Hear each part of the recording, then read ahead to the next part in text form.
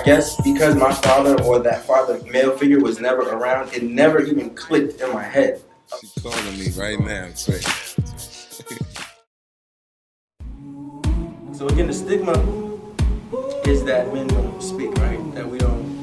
And I kind of agree, because just me personally, I can't really say I've always been totally vocal, you know what I mean, with my friends, with my homies.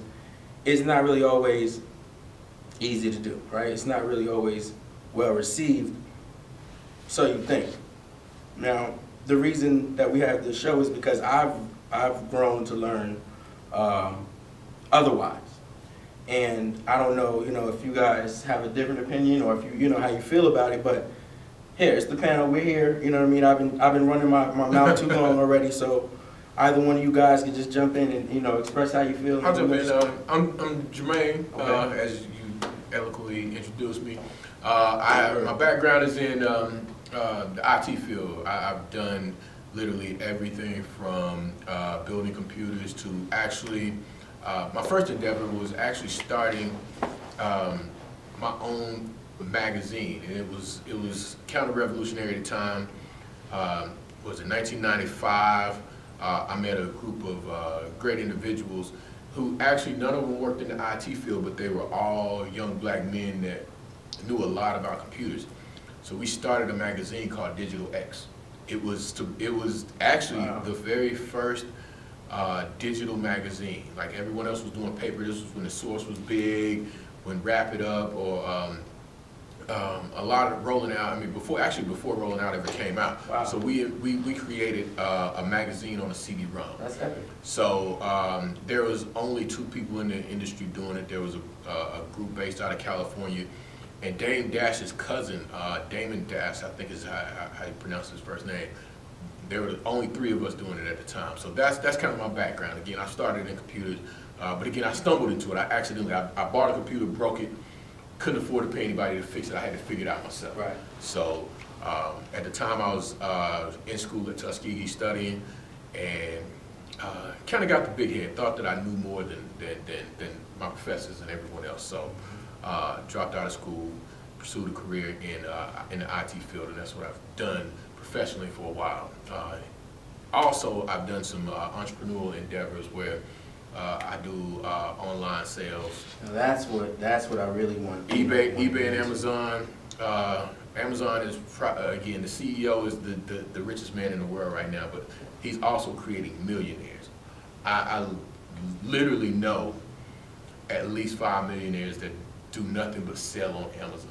They are millionaires from selling products on Amazon that they buy randomly. There's a good guy to follow. His name is Gary Vaynerchuk. He's a young white guy. I think he's in his early 40s, but he's always pushing, be an entrepreneur. You can write your own path, et cetera, et cetera, et cetera. And he will emphasize how selling on Amazon and eBay is a path to riches if you're adamant about doing that. So that's just a little bit about my background. And to speak to the topic, Black Men Don't Talk, I agree and I disagree with that. I agree that us as men don't talk or communicate as well as we should, but I think that it depends on who we're talking to. We can get with our boys all the time and chop it up or have a conversation about whatever. Specifically, we're talking about women or whatever the topic is. We can open up about certain things. Sports, we can be very vocal about sports. We can communicate about sports. What I think we don't talk a lot about is our feelings. What we really have going on inside that we kind of hold and bottle up because it's not manly to talk about your feelings or discuss that you're going through something or things aren't right or you may be depressed at the moment. I think men as a whole, specifically black men, because we have to personify this image of being tough and being a man, quote unquote a man, by not crying, by not expressing yourself and how you feel. I believe that we do bottle up a lot of what we feel, but we can communicate in other ways, or we do communicate in other ways. So we talk. We just sometimes don't talk about things that matter, depending on the situation or who you're dealing with. I agree. I want to pick up on something that you said right there, but before we do that, I want to let you take the floor a little bit and this is the world-renowned Leonard Beatty. So go ahead. Oh man, it was. I mean, it's so good. Or just listening to you, I could just let you finish. I'm a musician. Actually, born and raised from Rochester, New York, and I grew up in doing music. Actually, grew up in church, and started music. Music was actually wasn't my passion at first.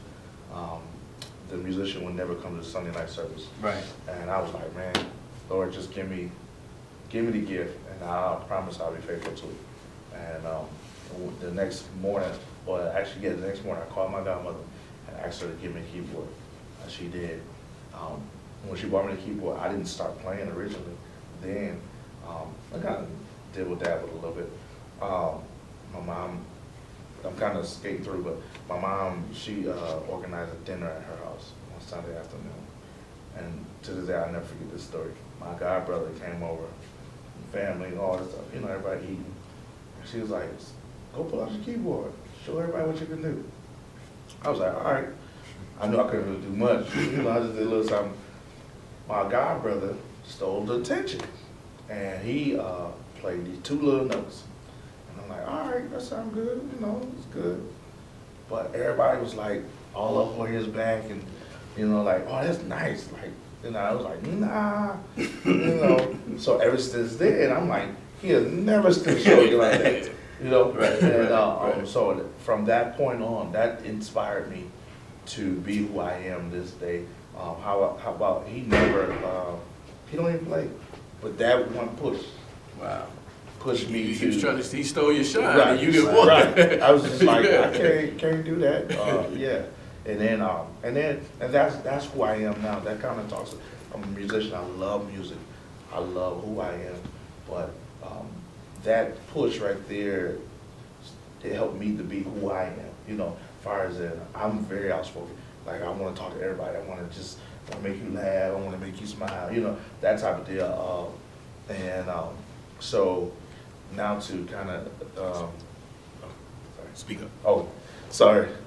So to really talk about now, to answer your question, I would say that most men don't speak to women on the level of, I'm gonna talk from the church side. Being a minstrel and you have a lot of women that's at church and all that stuff, or just even in general, I want to stick on the church level because it's more of my experience. More women, it's like almost like you good if you do, good if you don't, like a bad, how can I say, like, you can get judged in a whole different light if you, so like, say like you speak to a woman, then somebody might say it and see it as, oh, he flirted with him, or he trying to talk to them. Right. You see what I'm saying? Right. So like, as men, we be like, that was not the case. But if I don't speak to you, I'm staying off. Right. You see what I'm saying? Mm-hmm. So I tend to do it now where that's all I do. Right. More so back in the day, I used to speak to him, carry a conversation, but it just turned into, hey, he trying to talk to you. And it's like, no, that's not the case. More so is, I think that that's why a lot of men kind of really back from really conversating with the ladies. That's my point of view from church side. Now I'm able better to navigate and say, hey, how you doing? Right. But that way it don't seem like you ain't trying to speak to nobody. Right. But that's always been my first step. It was like, hey, they know you trying to talk to them. Like, no, that's not the case. But you can't change people's mind. You can't Right. change people's thoughts. So, and then some people are on the level of, I just don't want to be bothered. I might could have a bad day that it just be like, today ain't the day to talk to me, And so that can play a factor of everything. It's just either I don't want to make the wrong move, or I don't feel like talking to them, Mm-hmm. So. So that's what about, how do you feel about men talking to men though? Like, because I understand the aspect of, how we, gauge the dynamic of how we speak to women. Right. But all right, for example, like when I was growing up, still growing up now, but when I was, when I was younger, I noticed that there was an unspoken of or an unacknowledged level of communication or even like intimacy, not, say, what I'm saying, like sexual, but like an intimacy level where the conversation capped off between myself and my friends or my homies, and even, with them, and everybody's level, was a different level, but at some point in time, there was a level to where, we didn't speak on the things that were obvious, like, okay, boom. Everybody's got the desire, most guys that I know want to be rich or, the financially free or, and then we've been also kind of painted this image sort of a way where we have limited ways of going about doing those things.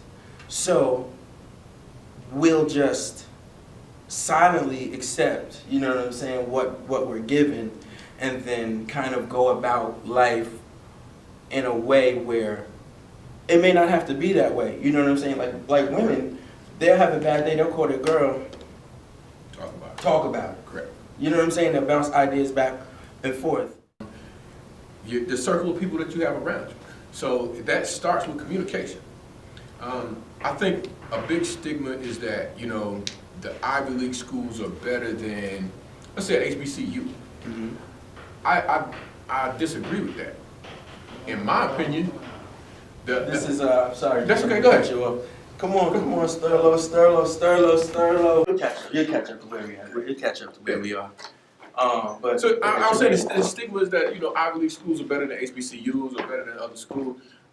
I beg to differ. I say that Ivy League school puts you in connection with more resources. Because it may not be the education that you get at the school, it may be your roommate whose dad may be right. the practicing partner at a law firm, or that might be the CEO of a Fortune 500 company. Right. So it's just as much the people around you and the friends or the people that you communicate with at an Ivy League school as opposed to your standard college that will get you or progress you on to that next step. And I think that's what communication and talking to people benefits you, because again, you never know who your neighbor is. I wouldn't know who he was if I didn't speak to him or talk to him or engage him to find out who he is. But what I think we lack is passing information on. Like telling somebody, you think that, okay, because I'm rich, I can't tell the next man how to get where I got, because there's this big secret around me doing what I do. I'm an open book, and I learned that from other men and women. It's like, okay, how'd you get here?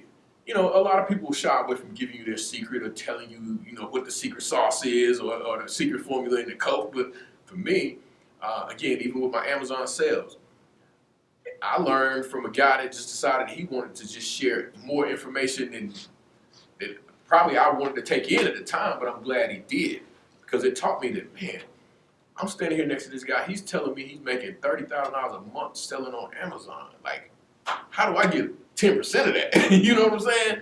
So he was willing to share that with me. I think a lot of times in our community, we're not willing to share what we did to get, to pull somebody else up to the level that we're on.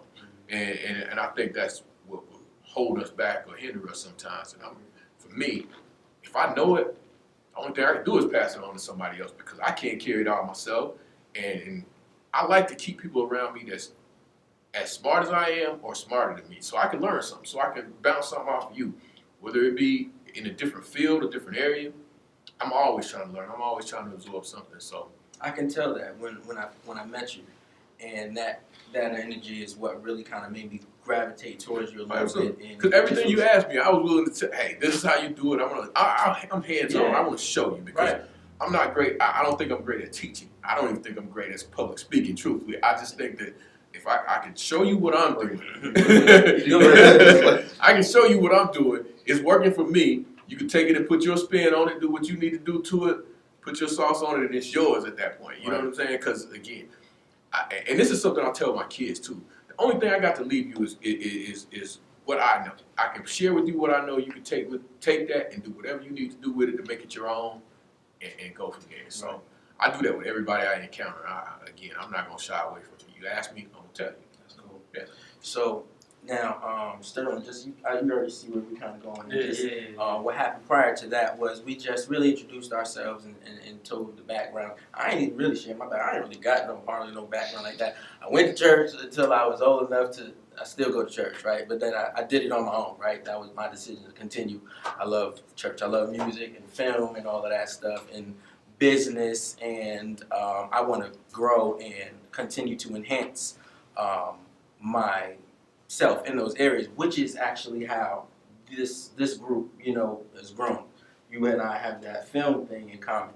You have Amazon, and I want to learn everything that I can learn, grow, you know what I mean, and invest, profit, bless, prosper, and share it with other people.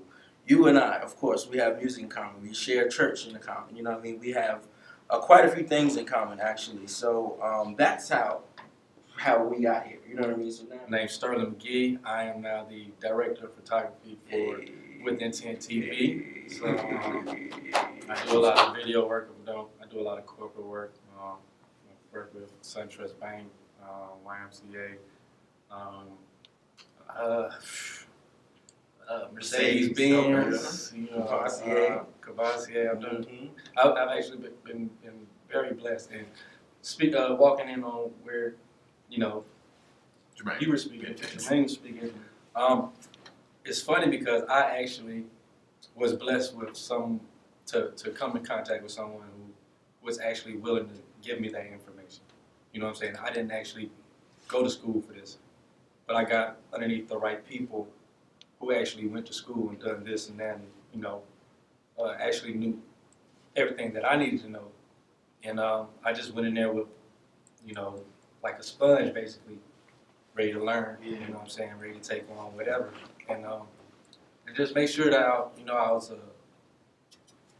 I would become eventually, if not then, eventually would become an asset to the company. So I just was relentless. I didn't give up. I did my own due diligence. I did my own research as well as the hours and hours and hours. Yeah, spent always working. doing, always working. So I was actually blessed like that. So it's rare because when growing up, as you get older, you start to learn you don't need to talk so much, and it's harder, to figure out who to have those conversations with. Right. You know what I'm saying? Because everybody has $1 million idea in their head.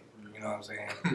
Everybody does, But it's kind of like, why am I pitching $1 million idea to this person, and they're not even, they're not even on the same level, like, On the same mindset. me, you know what I'm saying? They're not even thinking as big as me, you know what I'm saying? Nor do they have the contacts or the resources, you know what I'm saying, to really just put my plan in effect. Yeah. You know what I'm saying? And not trying to exclude anybody, but you also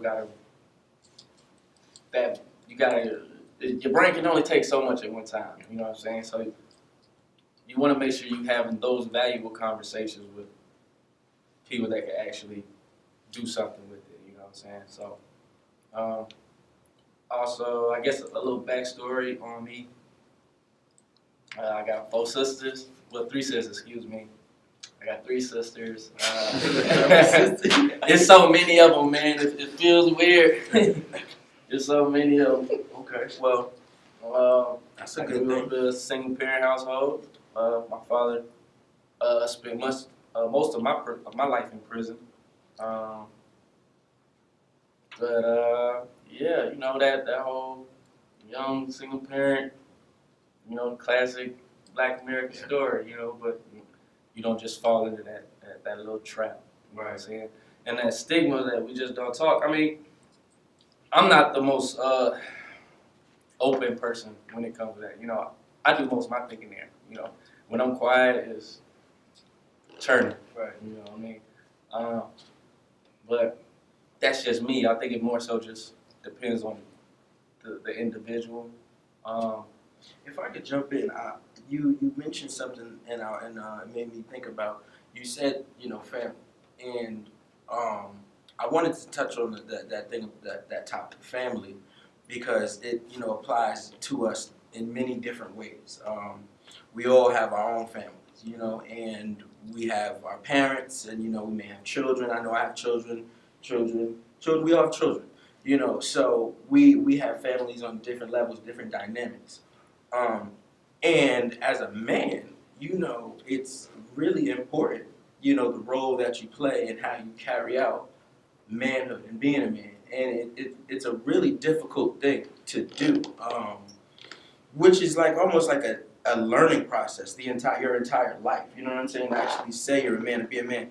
And it's I guess one of the reasons why it's difficult, because we don't communicate about it and share that, you know what I mean? And then we hear, you know, what women will say, and, you know, will, you know, take it for what it is. It could be any woman, you know, our mother, our sister, or whatever. And let me interject. I would say it's also because we probably didn't have a man to see the image of what a man is supposed to be. Right. We may have had uncles or, you know, cousins. Absolutely. But, you know, Absolutely. like Sterling, I'm, you know, I was raised by a single mother. I as well. And so, you know, I didn't have that male figure to be like, that's what I want to be like. Right. That's what I want to lean towards. So you're right. We had to figure it out as it's. You know who we had though? We had Carl Winslow. Oh, we had stop. Uncle Phil. You know, that's what we had. You know, and no, I like for me, no, really, for me, I get what you're saying. It's the best image you had was Bill Cosby at the time. Yeah, you know. Yeah, Mr. Husband, Dr. Husband on TV. Yeah, It's like, that's what a father's supposed to look like. Now, granted, I don't know anybody that grew up with that. Yeah, that picture perfect. That's the model that you know what I'm saying. You at least I would those were the model figures that I would look to growing up as to, you know, what kind of father I wanted to be for my son. The thing you know what's so crazy is I can't really identify with that, because I mean I saw those guys, but I guess because my father or that father male figure was never around, it never even clicked in my head of that guy's role. You know what I'm saying? Like he was the father, like it was whatever. For me, I always acknowledge Aunt Viv, you know what I'm saying, or whatever Carl Winslow's wife was, whatever, or Rachel. Like I can name all of the female, you know, because I identify with that. So in my learning, when I became a father, I really had to learn how to become a parent, like from my mom being a great parent, you know what I mean? Because she couldn't be a father, but she was a great parent. So I had to learn how to be a great parent. I still didn't even know that I was necessarily being a great father. You know what I'm saying? Like I was just trying to be a great parent. Of course, being a male, I'm the father, but even then I had to learn, okay, from what I didn't see, you know, and how to be a man from what I didn't want to do. Like I saw, you know, my dad hurt my mom, you know, or hurt my sister, and, you know, and then I'm like, okay, well, that's what I'm not going to do. That's what I don't want to feel, or don't want to do with another person. I never really had that example of saying, oh, this is what to do, you know.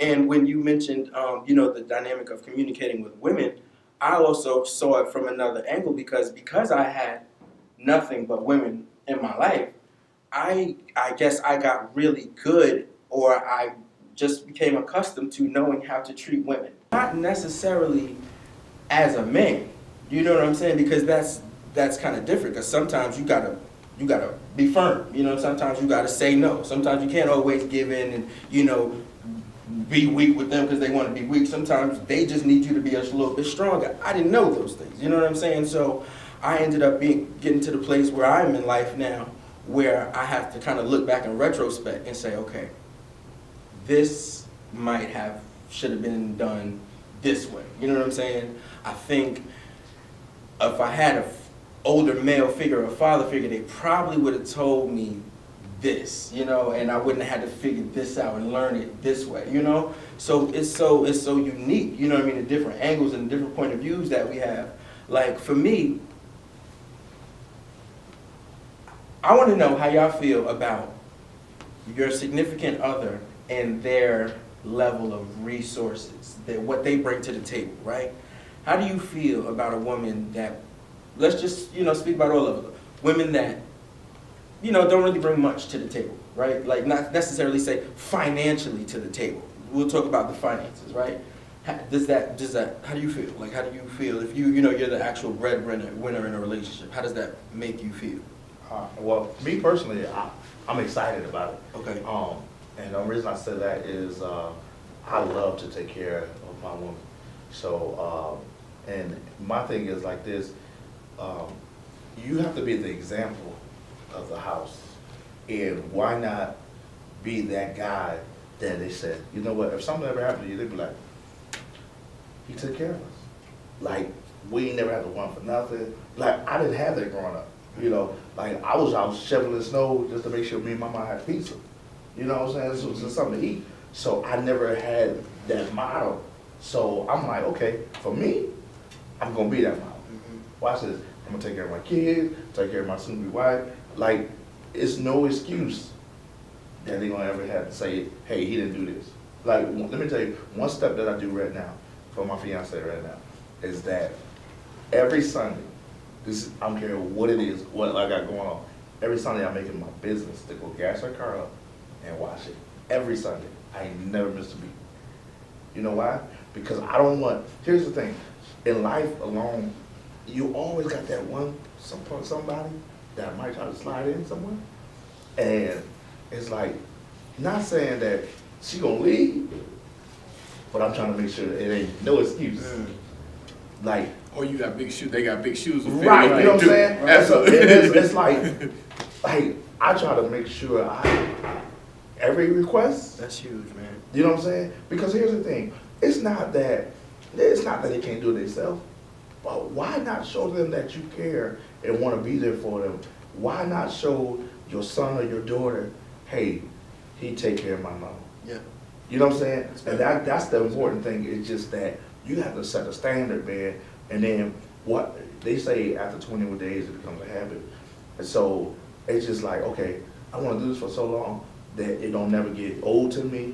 And I want to keep doing that. You know what I'm saying? Even like the relationship, you want to make sure that relationship is on top and always, you know. So now what about the other way around? Now how does that play out if Like- you were not, you know, and then your wife or your girlfriend, or how do you respond So to if that? I wasn't a breadwinner, Right. then I still be doing the same thing. Far as I might be cooking, I'm gonna make sure. But as a man, though, does it change how you feel, like as a man? Because I know for me, I've, you know, been in a position where I was not the one making the money, you know, and it wasn't something that I could ever really be comfortable with. And because of that, it actually caused a friction. And I did not know that at that time, but I guess just as a man, it's really difficult for me to be able to just enjoy and be free, you know, if I am not. Let me ask you, is that your ego, or is that, or is it something else? Well, I don't know. Can How would I I how answer would I- Go ahead. Because I know, I'm gonna speak on me here. I can't speak for everybody. I know me, I'm a very prideful man. Right. I'm a very egotistical person. Gotcha. I can be. I A know lot of men that. are. You know, and I'm not ashamed to admit, you know what I'm saying? I know I can be. I know that's probably my double-edged sword, you know. And I've been in that situation where I wasn't the breadwinner. And like you say, for a prideful man, yeah, in the back of your mind, it's gonna hurt. You know, it's gonna sting a little bit. Not that it's not. Shit, it might just come into play. You know what I'm saying? Like, you might just meet her and she's like, man, I got like $100,000 salary. I'm like, oh, I'm sorry. You're like, no, I'm just over here, you know, with my camera. You know? But, you know, some things, they just come in like that and you kind of deal with it. But the type of person I would be, it's going to be on my mind, not so like, oh, dang, she make more money than me. It's more so like, I need to get up and I need to get. That was gonna be my next question. You know? Would that be motivation for you to want to Yeah, grind hard? because I want her to do feel. more? Yeah, because Absolutely. I want her to feel like, Daddy got me. Right. You know what I'm saying? Right. He take care of me. You know what I'm Right. saying? Something happened to me, I know he got me, and I don't necessarily need him, but I want him. But we got each other. Right. You know what I'm saying? That's how things work. You Well- know, but you know, as well in relationships, I say don't get to no relationship unless you can truly love unconditionally, because there ain't no relationship gonna be fun when their finances are strained. Right. You know what I'm saying? When them pink notices come Right. and them repos. And that's why I couldn't really answer that question, because that's the part where I feel like it may not be equally reciprocated. Like, Gotcha. let them repos come, let the pink slips come. If I got it, you will never miss a beat. You know what I'm saying? Like, you're good. Exactly.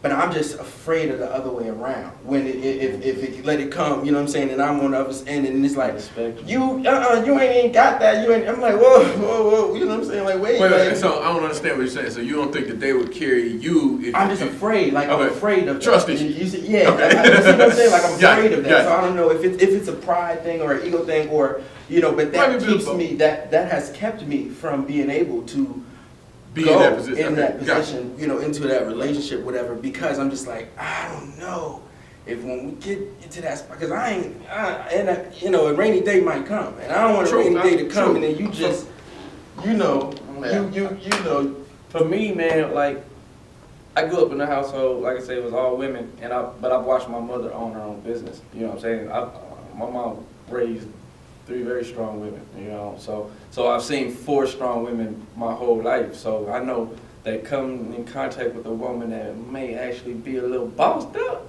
you know, I like it. I like the challenge. I like, you know what I'm saying, it make me feel good knowing that I got a woman like that, you know, she can stand on her own 10, you know what I'm saying, like, you know, if I say, hey, that gas bill, I'm like, I got it, babe. Oh my God, don't worry about it. You know, like, it's good just to be able to depend on each other like that. But see, pride is still gonna poke you in the back of the head or tap you on the shoulder, Oh, like, yeah. hey, check this out.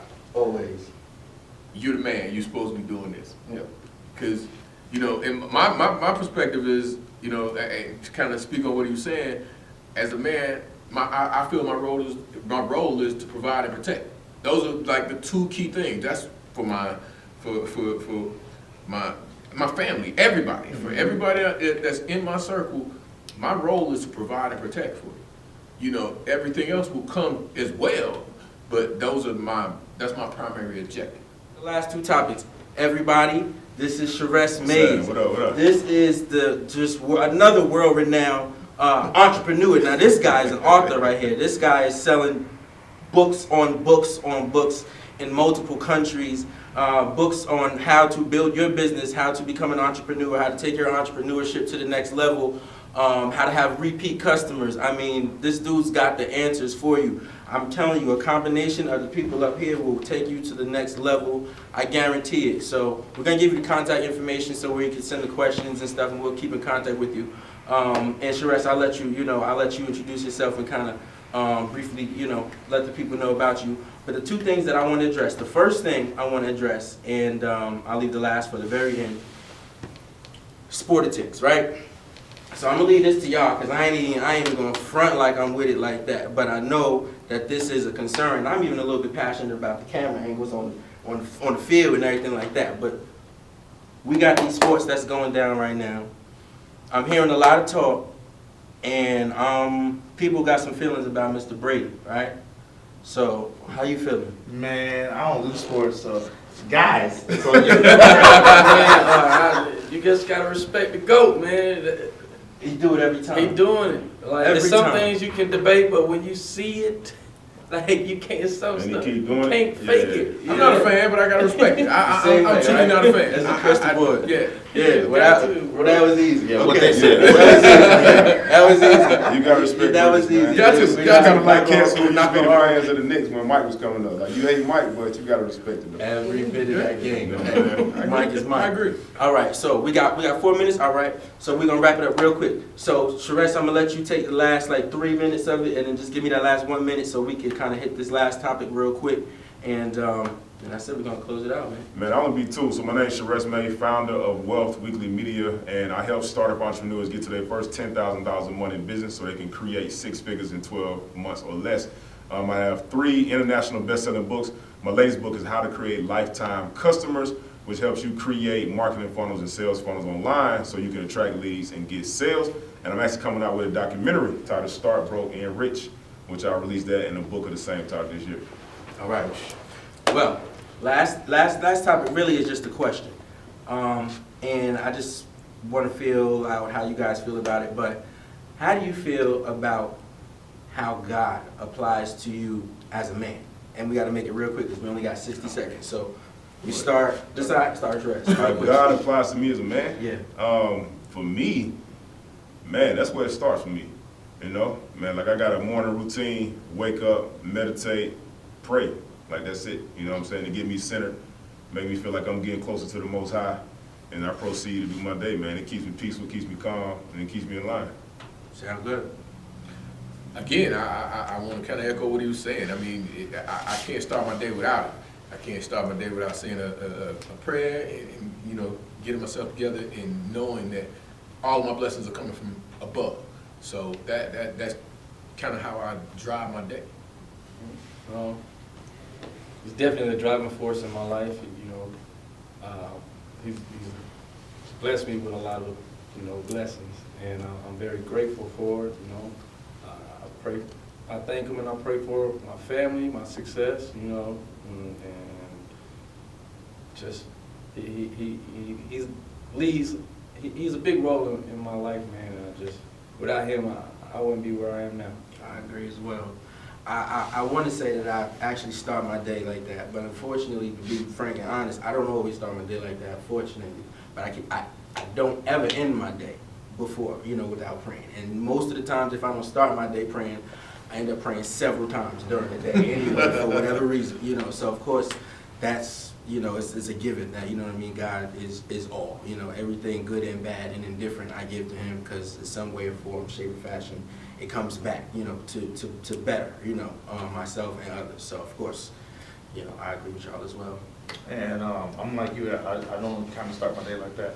However, I do my meditation throughout the day.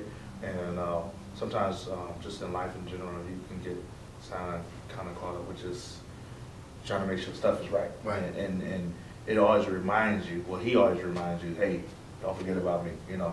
And so I'm a lot better now than I used to be. But our relationship is pretty good. Listen, that was the first episode. I want to thank everybody. I want to thank my guests. I want to thank the viewers. You guys stay tuned. Any questions, comments, topics that you guys want to hear about us addressing, send to swissmahogany@gmail.com, SWISSMAHOGANY@gmail.com. We will correspond with you there. Until then, everybody, God bless you. Be safe. Peace. Peace out. That was good. I appreciate y'all coming out, man. Oh, man, I got here late, man. I came with it. Man, I know. Don't do it to me.